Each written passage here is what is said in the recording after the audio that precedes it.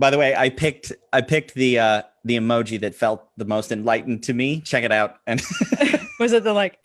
No, it's like the emoji? beady little eyes with the tongue sticking out. I don't know why. So a lot of people do the like prayer hands emoji. Yeah. I always use that one for thank you. Oh, that's fair. That's what I say. It's like gratitude. Thanks. If I'm lying, I'm lying. I don't think I've ever used the prayer hands emoji. Really? I use it all. It's one of my most common ones because I do it as like, thank you. I appreciate you. And I also do fist like this direction for like respect, respect. And yes. I don't know if people get it because sometimes they're like, I wonder if people understand what I mean by that. Like, that's what I mean. Most used emoji that like it's like heartfelt, deep, makes sense to me. I'm going to make sure my Facebook page is muted. Is the octopus emoji that I mean deeply is like the most. So octopus emoji will mean hug with so many arms. It'll mean that. The octopus emoji will also be like, oh, excitement with so many arms. Like Kermit with 8 arms, right? Yay! And kind of like, oh yeah, I feel you, and celebration, both of those. Wow, that's a diverse. Can I share something personal about the octopus emoji? Sure.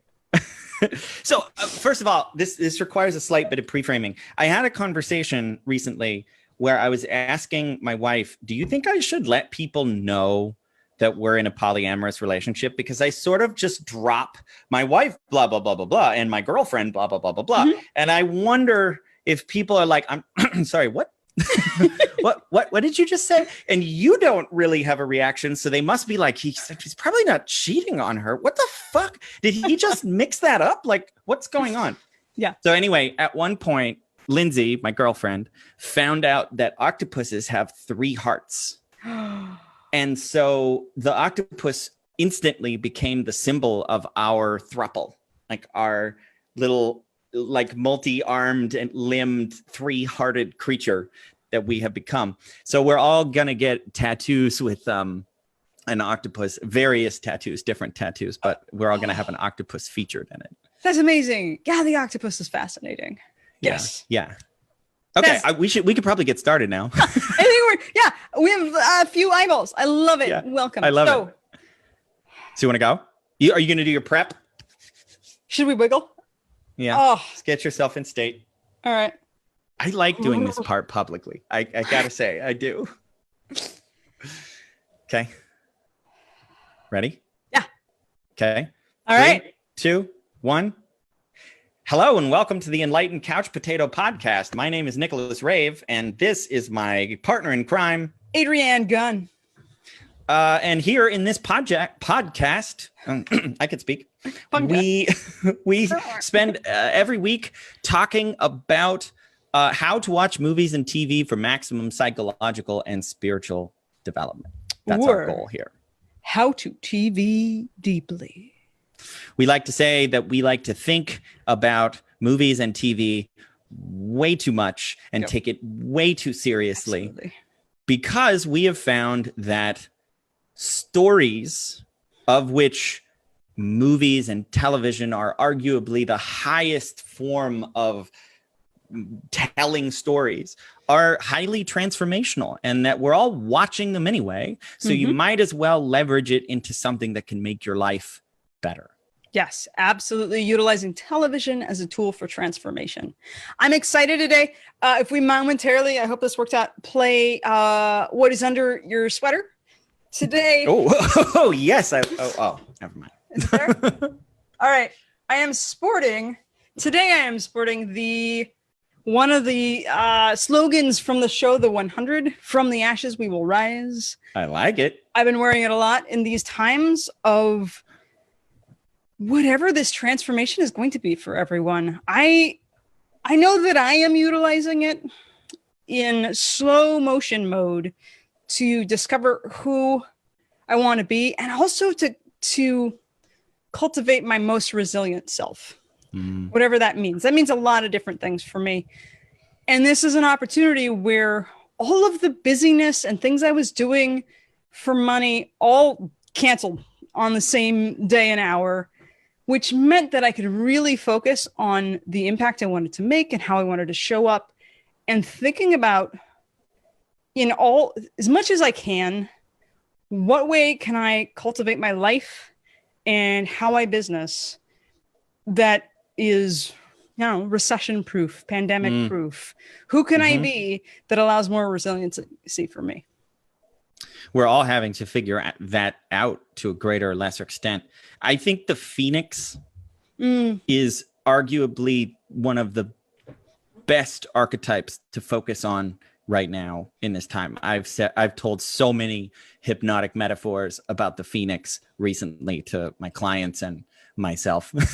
Wow. Rise from the ashes. This is the burning. Yeah. Well, and that particular story is they return to the Earth after it's had a nuclear fallout. Anyway, I also, one of the things from the ashes we will rise and returning to the world, I chose to return to a show that I love a lot. Yeah, what have you been watching, Adrianne? I've been watching Legends of Tomorrow. And I don't know if I've brought up that show. You have. Have I? Well, with you, but in the show. I think you have. Okay. So Legends of Tomorrow is the third baby of the DC show Arrow. Arrow birthed a bunch of shows. Arrow birthed The Flash and then Legends of Tomorrow. Flash and Arrow birthed Legends of Tomorrow. Then the CW adopted Supergirl as it left, I think, ABC. And then Batwoman and Black Lightning are also newer shows that showed up in that whole like DC comic TV CW world. I think all but one of those is Canadian produced. I don't think Supergirl is Canadian produced. And so I think it is because Kevin Smith directs episodes of that, and he goes up to Vancouver to direct them at the same place that he goes to direct Flash episodes, which he has also done. I think it's shot in Canada. Oh, but I don't but think it's not the showrunners and the writers are Canadian, because there's a very different flavor in there. I don't know. I'll look it up. Yeah, you could be absolutely right. It is very. I never got into. The only one I ever got into was Flash, and I watched several seasons of that, which was quite fun. Well, so Legends of Tomorrow is this gentleman, Rip Hunter from the future, gathering together a bunch of powered and talented people who wouldn't necessarily be missed from the timeline for reasons to try to save. I think in the first season, it's Vandal Savage who wants to take over and conquer and destroy the world or something like that. And so he gathers together a group of people to save the world, the future world. And they travel throughout time to try to stop this person. Now, the first season, I started watching back because I've really wanted to get people into this show. I love it. I think in this DC comic world, Arrow season 2 and Legends of Tomorrow season 3 are almost the perfect seasons. Arrow season 2 is amazing because there are all of these just badass women that didn't happen on TV before Arrow season 2. It's a lot more popular now to just the villains are females and the heroes are female. But Arrow was phenomenal. It was like new to have so many amazing women kicking ass, and that season has an amazing arc. And then Legends of Tomorrow season 3 is I think it's a perfect comic book style season. And I think it's because they really decided and they figured out who their talented people were. The first season, I think they were taking themselves a bit too seriously. And in season 2, they kind of shake that apart, and it becomes more, they're not so precious with their characters. They're more revealing of the connections and it's more of an ensemble, and they're getting to, they're getting to know each other too in a deeper way and playing into their skills. So I've really wanted people to watch this show but I didn't know how to get him into it because all of the characters come from somewhere else. Like Sarah Lance, one of the main characters, she is heavily in season 2 and 3 of Arrow. There's a lot of arc for her, and some of the characters came from Flash, and they kind of have an arc. So I wasn't sure if it would make sense, and so I started watching it again because I wanted to return to a love. I just felt kind of nostalgic. I think I started the week doing a listening party with friends of one of my favorite albums. And I was like, why don't I just jump in? And something happened this week. I was watching one of the episodes, and there's a character who grew up without a father. And he was told that his father shipped off to the army, I think in one of the first Iraq War, I think is the timing of this person's age, and that he never got to meet his son. That was a story that this guy grew up with, that his father never got to see him, and they happen to be back in the past, and he has this opportunity to meet his father as I don't know, 22-ish year old version of himself. He gets to meet his young father. It turns out his father was in the hospital seeing the baby. And before this scene started, when I knew that this character was going to see his dad, I started getting choked up, and my body started sort of shivering. And I could tell that I might need to pause the show to have a good cry. And this isn't the first time this has happened for me. I remember Once Upon a Time has all of these instances where parents die. Wait, hold on. What? You're talking about the show called Once Upon a Time? Yes. It just sounded like you were just like, I remember Once Upon a Time. And you were just going to start telling another story. Yes. The show Once Upon a Time has one of their biggest themes is orphans, because fairy tales are full of parents dying. Bambi is full of parents dying. The stories that we've told children that we grow up around, I think maybe somebody has like paints, and they have colors of telling a heightened story. And I was like, well, I think we need to kill their parents so that they have some trauma to recover from, and that makes them more interesting. So I think it's partly that, and then potentially people used to die more way back in whatever days that it was common for people to be orphaned. And I was thinking, gosh, I have both my parents. This was years ago. I was like, why am I so affected? And I was like sobbing. And I went to the gym with yoga, and I was like driving back from that, and I realized, I think, like, I was remembering back, I used to have dreams that my father would die in a house fire. I remember back to being in public spaces like the fair and being separated from my dad in that panic, or even the grocery store for a while, if not.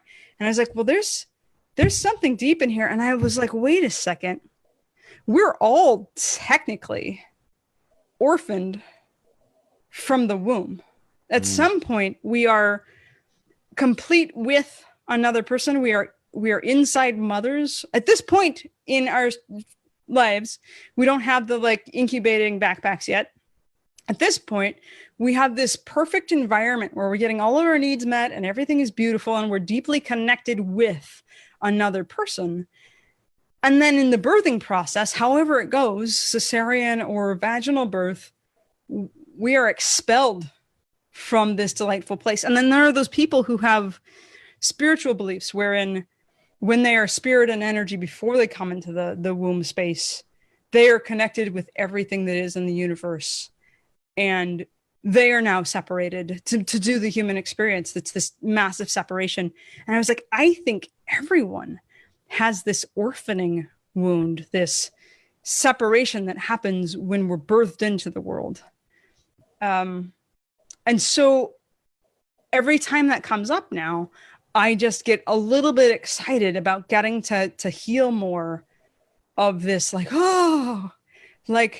the reunion moments, or getting to connect with that thing that we're disconnected from. Yeah. The way that I talk about this, this kind of universal loss, I love the Garden of Eden as the metaphor. The expulsion from paradise is birth.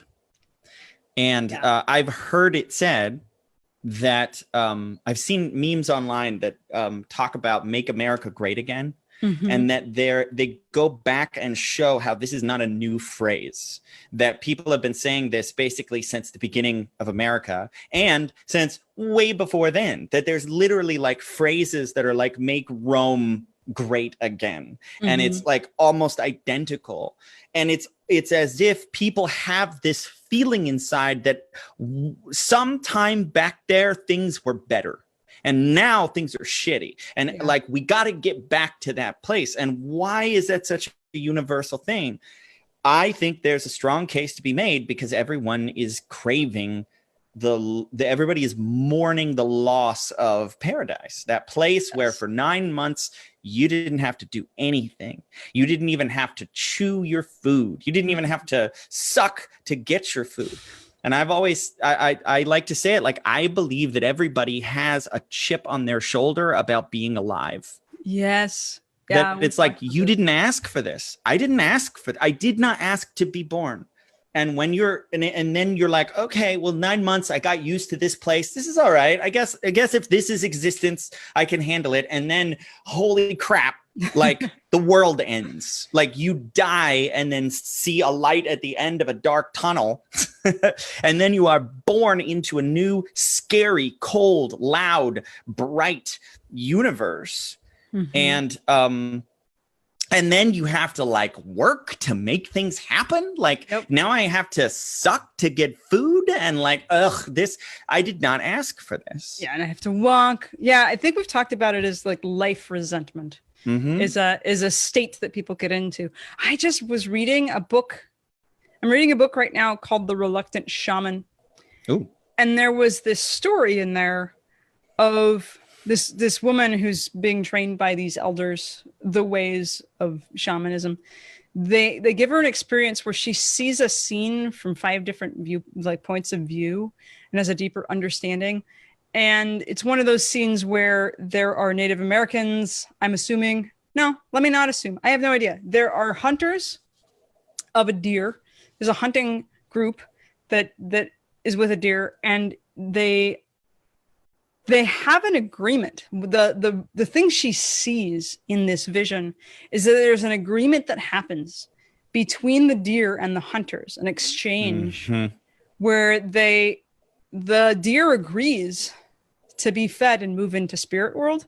And I was just thinking about this orphaning. One of the last time I was talking to a friend about this core wounding, she brought up, the next womb is the earth.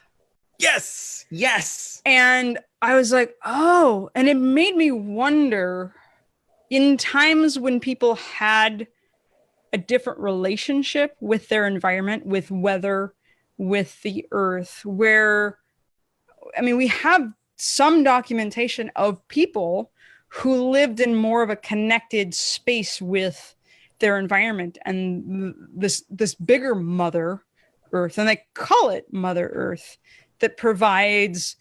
I wonder what happens.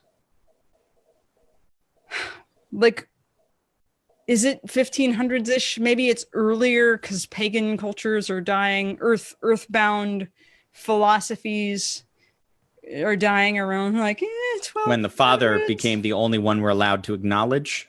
Right.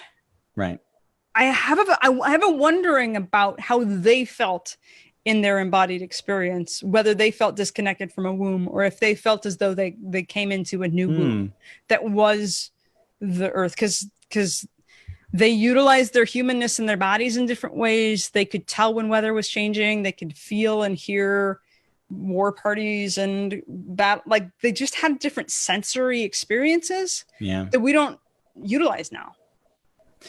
Yeah, that idea of like make the world. I've heard this described as the journey of the magician, meaning like to become a sorcerer or sorceress, to become the kind of creature that can make the world into what you want it to be, for you at least.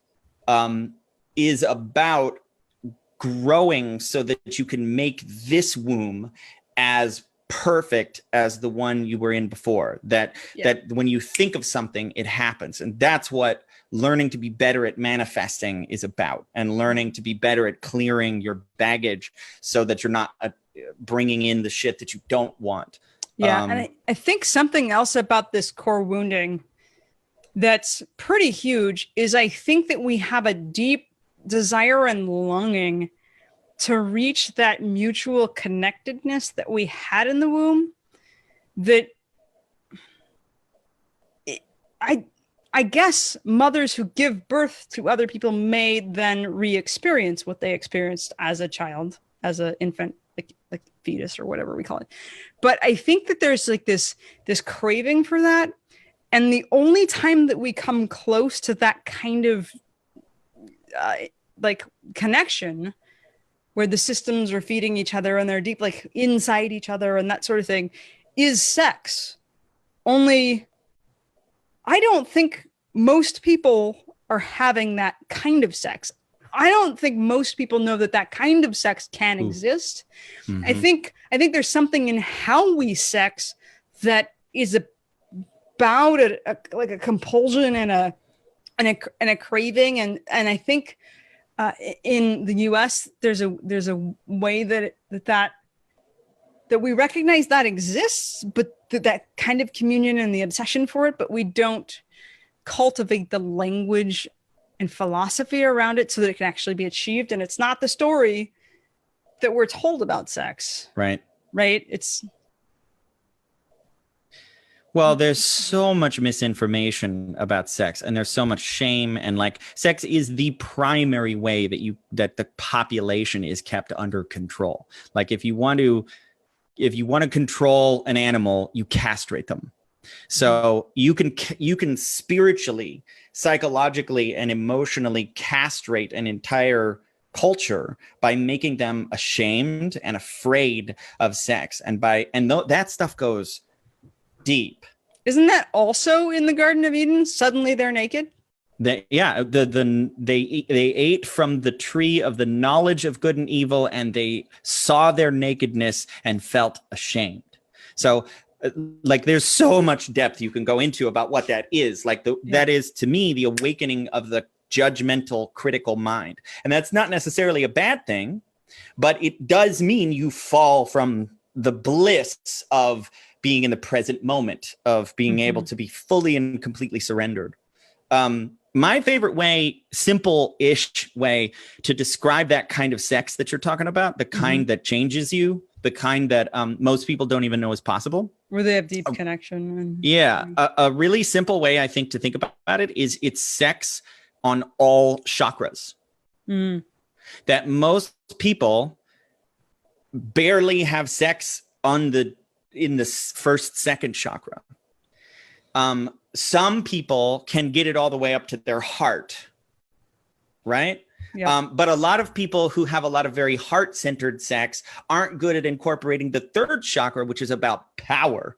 And like, that's scary. Like, no power, please, but just love. And it's not to say the love isn't an important part. There are levels of sexual experience you cannot get to if you can't bring your heart to bear. Your throat chakra is about truth and honesty and vulnerability and sharing.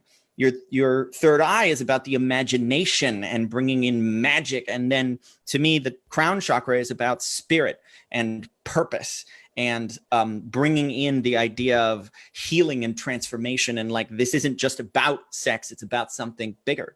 And I think the kind of sex you're talking about that most people don't know is possible, one of the simplest ways I know to think about it is it's not just genital, it's all of them. And it's two people doing that together. Yeah, it's connection with all of yourself, connection with another person who is connected to all of themselves, and the both of you having a union and connection to whatever is above, a bond, whatever you want to call that. Spiritual connection. So that's actually a pretty good segue into mine. I don't know how much I'm going to have to say about this, because I didn't realize before we started that you haven't seen this. You knew it. So the new Frozen movie came out a while ago. and I haven't seen it yet. Because every time I said, hey, the new Frozen movie's out, you want to watch it? My wife said, oh, I haven't seen the first one in a really long time. I got to go back and watch it. And I was like, I've seen it. I don't need to see it again. So recently we were listening to, do you at least know the song Let It Go? The one that went completely fucking crazy? Okay, yeah. So we were listening to that song. It was playing in the background. And I started singing along to it, but I was making up the lyrics. And I don't remember when or where in it, but I was basically singing, this song is about orgasm and nobody realizes it. And then like my girlfriend was like, oh my God, I've never thought about it. Let it go, let it go. Like that it's about like, no, I will not let that no, I got to keep that under control. Like, no, that energy inside me is dangerous. Like I can't let it out. Yeah. And that's why that song is such a power ballad. It's such a like liberating thing for so many people who listen to it. And so she was like, wow, I never thought about it that way. And then like a couple days later, she and Liz sat down and watched the movie. And like halfway through, Liz paused it and was like, oh my God, Nicholas is right. This whole movie is about sex. The whole movie is about this. Like, if you think about her ice powers are like these powers that she can't let out because she's hiding them and they're shameful. But then also ice is the economic product of the whole kingdom. So if you think about the kingdom as being like your inner world, the whole kingdom. Oh, you haven't seen the movie. Why am I? I'm like usually not inclined to watch these, but now I'll watch it because I have a new pre-frame for watching it. I gotta say, it's good. It's not Moana. Have you seen Moana? Yes. Okay. Moana, I can't watch 5 minutes of that movie without starting to cry. That movie is me neither. So Frozen's good. Moana is on a next level. Moana is like one of my favorite movies of all time. It is I think the best one of the best representations of the hero's journey, period. And by far the best version of the hero's journey with a female protagonist. Right. And then so many themes about loss and change and traditions and that movie. Yeah. And who the villain really is and whether they're actually villains. It gets me. I guess talk about it. When we figure out how we're going to screen things, we'll include Moana on our list. Oh my God, yes. Yeah. Which is like, I don't have anything to say. It's so beautiful. I was doing sound for some ballet company. And I think the first time I watched Moana, I watched it in Spanish. It was playing in a park. And it was in Spanish with subtitles, English subtitles. And I still sobbed my arse off. And then I watched it again later.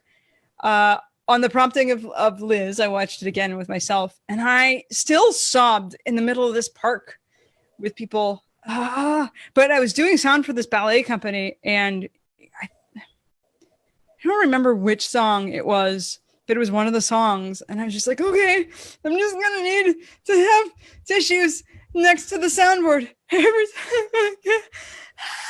And it was always like the moment that the grandmother sings. And I'm just...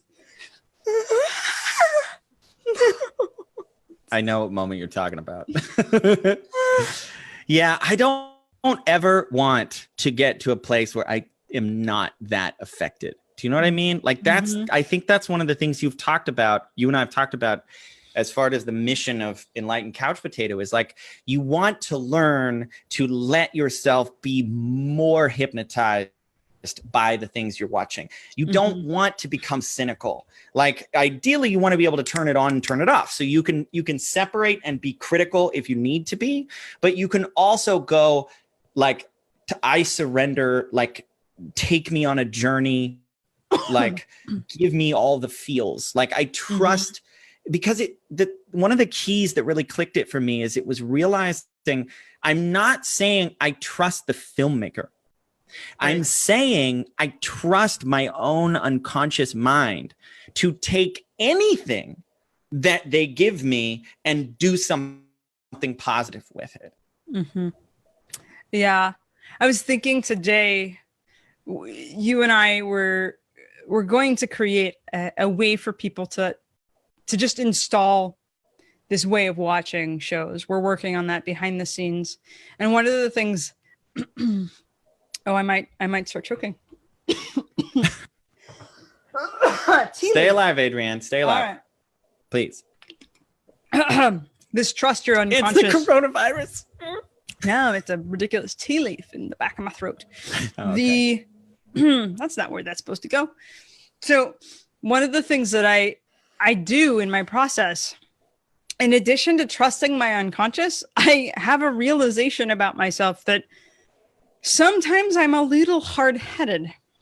And what probably needs to happen if I'm going to ask my unconscious to help me have an experience that's useful to me, I'm like, well, so you've met me, so you know that I'm giving you permission, unconscious mind, just light up what I need to see, make it loud, right? Yeah.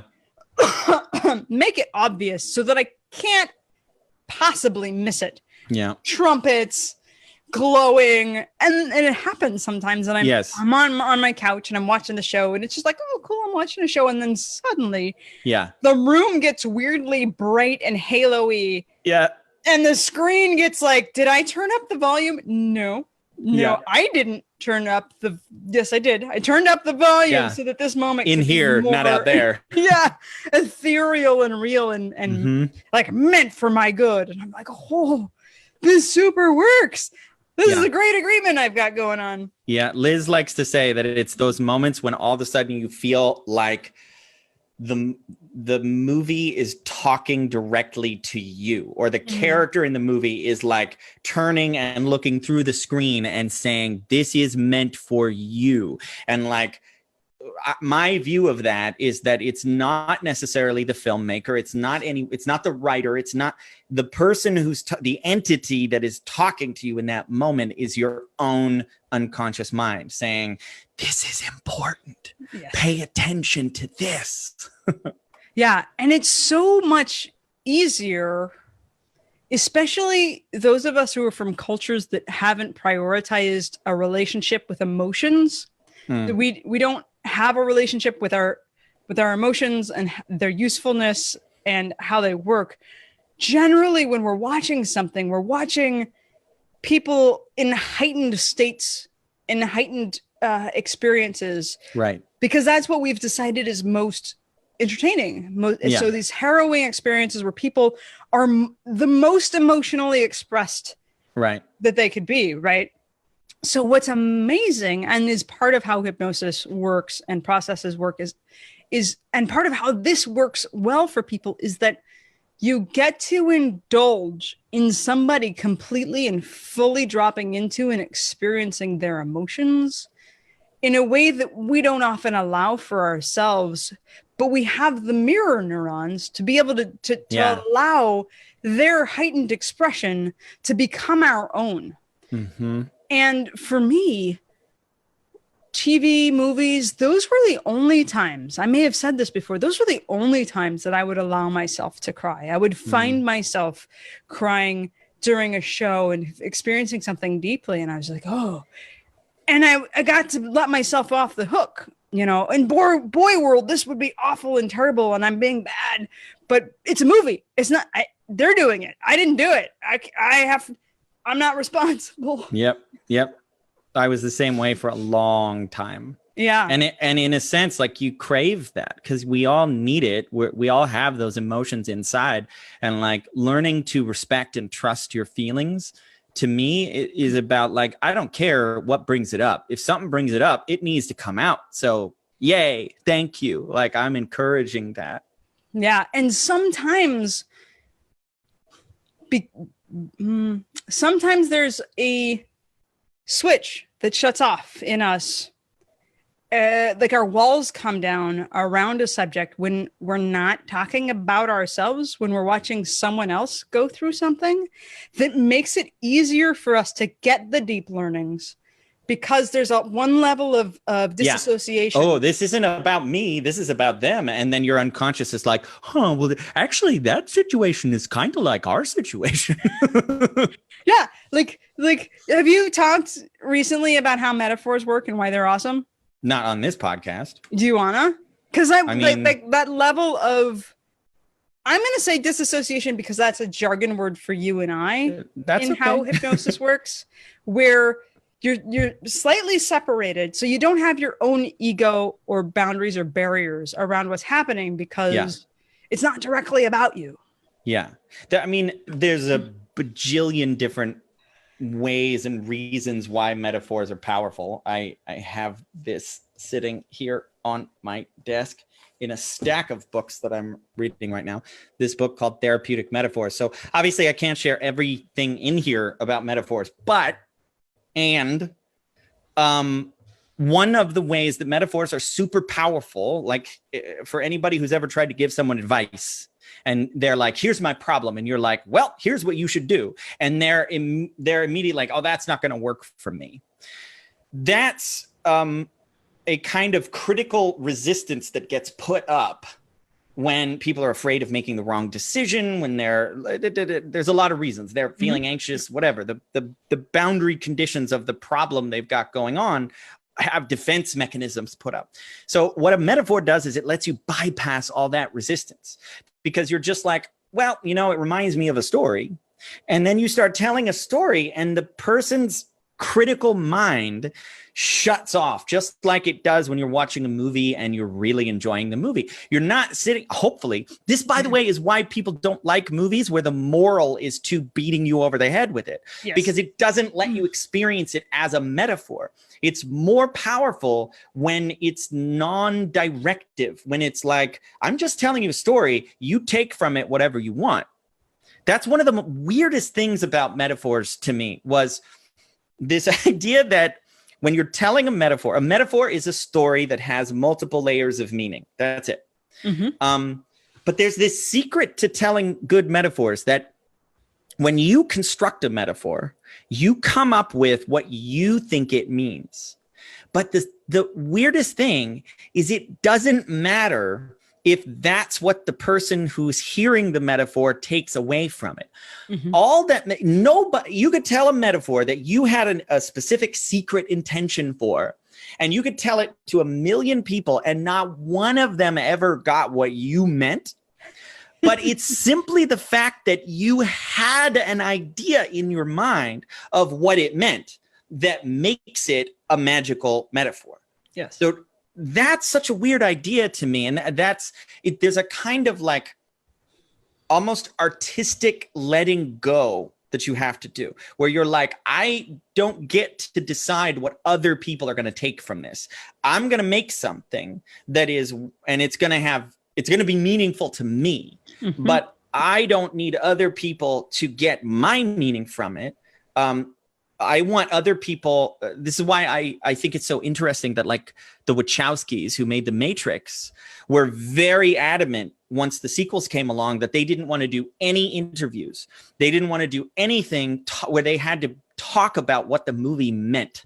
Right. Because they did not want people to go, oh, well, that's what they said the movie means, so therefore that's what the movie means. End of discussion. Now I don't have to think about it anymore.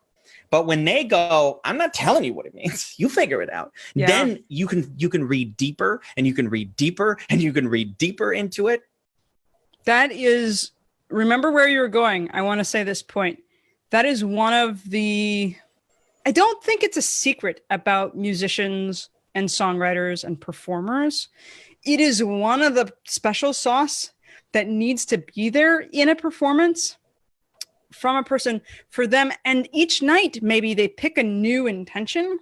I think it's a secret. I don't think most people know. I don't think. As a performer, yes, it's your job to take care of the audience, but it's also your job to get yourself off first. That's really important, that you are deeply open and connected to the moment that you're creating in the song. And a lot of songwriters do keep a lid on what their own internal picture around the song is and their felt experience. But those that are the most emotive always find a way to feel it first and be very clear in their person about what they're expressing.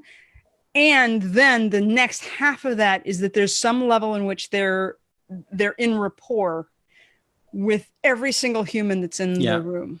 That's and the then other they part go of on the job. journey with them. Because I think comedies are really sorry. Yeah, go ahead. I think comedy is a really obvious place for me to see that work or not work, because it clicked for me when you look at the greatest comedians, the ones who can get up in front of a room. I mean, like Dave Chappelle comes to mind. Like, the thing about Dave Chappelle is when he's on stage, he is having a fucking blast. Like, he is having the time of his life up there.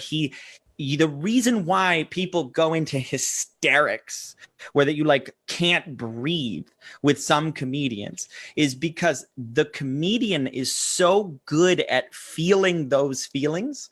You go out on stage, you get everyone in rapport, and then you say, follow me.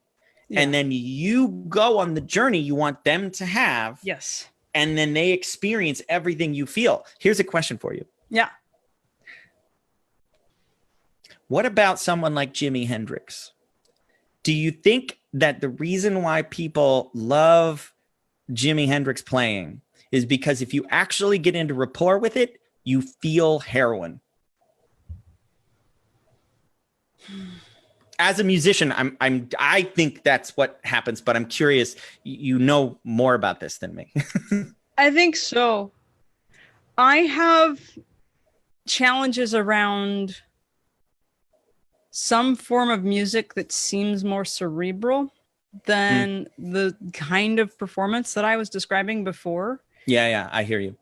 Where when you walk into the room and you sit down, there's a group of musicians that are blowing each other with their instruments, but there's this wall at the edge of the stage. Ooh, and we're all peering in on it. I know exactly what you mean. That is a style of music. And often I think, symphony can be that way. I know a lot of jazz can be that way. So Jimi Hendrix is interesting because a lot of his people were already taking some substance. Right. And I recall him as mostly a closed-eye performer in what I've seen. But I do think that there's a thing that he does of being fully, deeply into his music and being in a trance. And I don't know what he did to get the audience to also join him there. But I think you're right. There are bands from the 70s that I cannot listen to, the original bands doing their songs. I can listen to other people doing their songs because it gets me so in rapport with what I experience as one of my past lives, overdose and dying. Wow. It's Led Zeppelin and Pink Floyd. I cannot listen to more. I had to work my nervous system into being able to listen to a song at a time. Like a song, cool, I'm safe. But if a second one comes on, I'm like, eh. And yeah, there is a way that the psychedelic nature reminds me somewhere of maybe someone in my lineage, or maybe I did have a past life where I did not make it. I died of a heroin overdose, and that is what that music just brings up in me. So I think you're right that there's some aspect of what they're creating that when you get in rapport with it, it's heroin. I mean, I get that thing about like some music, like where there's like an intellectual barrier, where you have to like, but I wonder if that's just like some people, because I've had experiences of music that I didn't get. And then somebody was like, no, let me explain this to you. And like, it wasn't like an explanation in a verbal sense. It was like, you have to stick with it for a while. And then all of a sudden you're like, oh, I get it. And it's almost like learning how to dance with a partner and you're learning how to dance with, and I think this is true about shows and movies too. I told the story about Disjointed, that show that I think is like, on the surface, it's so stupid. But then if you realize that it's like in on the joke and there's like something happening, it's so hard to explain. But once I got it, I was like, oh, now I know how to dance with this. And I wonder if my general belief in life is that all tastes are acquired tastes, and that you can acquire any taste you want. You just can't acquire every taste because you don't have time. But if you're really determined to figure out why somebody loves classical music, you can learn to appreciate it, and you can learn to go to places. Classical music's a really interesting one, because I often think about, what would it be like to spend every day of your life working on a farm, or like shoeing horses or some shit like that, and you almost never hear music. And then one day you somehow save up enough money and you go, and then there's this symphony, and it's like angels. Like, what is this wall of sound that I don't, when I think about that, I wonder, like, if part of the problem with like classical music is that our brains are too overstimulated in a lot of ways. That like I have a hard time appreciating ballet. Like, I understand the artistry of it and like the difficulty, but like sitting there for an entire ballet is like, and I like dance. It's just ballet is like, Yeah, I get the sense that symphonic music, classical music, is going inside ourselves together. That the collection of all of the instruments being orchestrated in a particular way is taking a world of many voices, because our world has different vibrations and things. So it's like mimicking the world outside our internal world in all of this instrumentation, and that when we're there, it seems to me appropriate to be closing our eyes, going inward in a shared experience of music representing life, the way that math tries to represent life. And then when I think of sometimes something that's more cerebral, when I'm being nicer about it, I think of some versions of bluegrass and some versions of jazz. The ones that aren't specifically designed for dancing is like watching people have a conversation, and occasionally can turn into watching people have sex. So it is sort of watching people do something with each other, and there's sort of a distance, and that could be entertaining in the same way that people watch podcasts. Like, they're watching us. They're watching us do this. This is not unlike jazz. But it's not for dancing. Right. It's not intended for that. Right. That kind of bluegrass and that kind of jazz, where they're soloing back and forth, and you can hear them listen to each other, and they're creating something new in the moment each time. So let's circle this back around to like movies and TV. Well, we were on metaphors. Yeah. Was there more on that? I felt like You felt like you finished that? Okay, cool. I guess I wanted to circle back around to, like, movies are things that you have to learn to dance with too. And I think generally, unless you're the one making the art, you are to use the dance metaphor analogy, you are the follow. Yeah. When you're watching a movie or when you're listening to music, like your ability to enjoy it is your ability to surrender to it. Yes. And to let it lead you someplace. And again, that point that I made before is, it's not about trusting. When I first started toying with these ideas of like, movies and TV are deeply, profoundly hypnotic and they can install things in you, I got scared for a while, and I'm like, well, what if I'm not sure what secret messages that the filmmaker put in their movie? Like, should I stop watching movies entirely unless I know the filmmaker? Like, so that I know the person who wrote it and I know everything that they put in it? Yeah. And then at one point, I it became clear that it's not about trusting the filmmaker. You're basically trusting how good at putting you into a trance is the filmmaker. But then what you take out of it is up to your own unconscious and how much you trust yourself. That meaning making machine. Yeah, and we can do an entire episode on the way that your unconscious is always filtering for the things that you want already.